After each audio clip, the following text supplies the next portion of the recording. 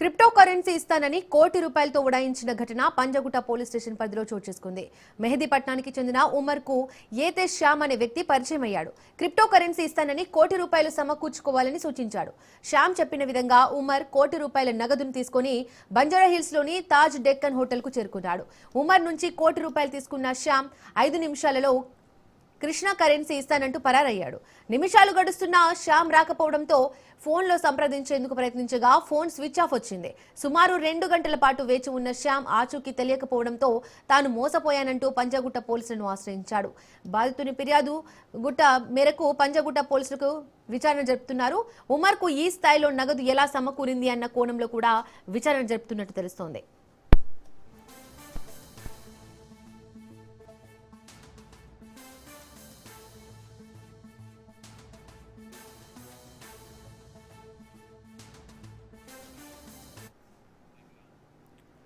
Crypto currency ఇస్తానని కోటితో ఉడాయించిన ఘటన Panjagutta police station పరిధిలో చోటు చేసుకుంది. మెహదీపట్నానికి చెందిన ఉమర్ కు ఏతేష్ శ్యామ్ అనే వ్యక్తి పరిచయం అయ్యాడు.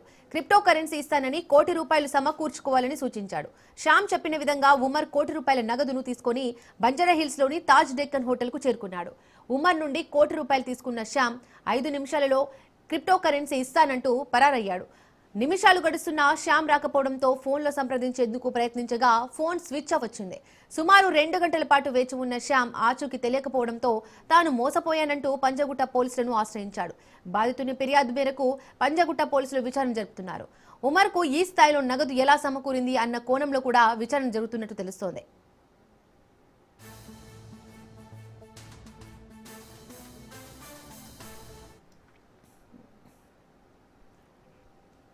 విశాఖ పూర్ణ మార్కెట్లో అగ్ని ప్రమాదం జరిగింది. ఆకస్మికంగా చెలరేగిన మంటలతో మార్కెట్లో ఉన్న పూజా సామాగ్రి షాపులు పూర్తిగా దగ్ధమయ్యాయి. విషయం తెలుసుకున్న పోలీసులు అగ్నిమాపక సిబ్బంది ఘటనా స్థలానికి చేరుకుని మంటలను అదుపు చేశారు.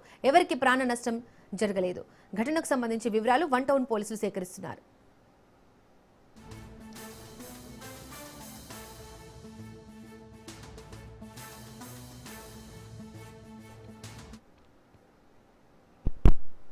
Right కైవి morning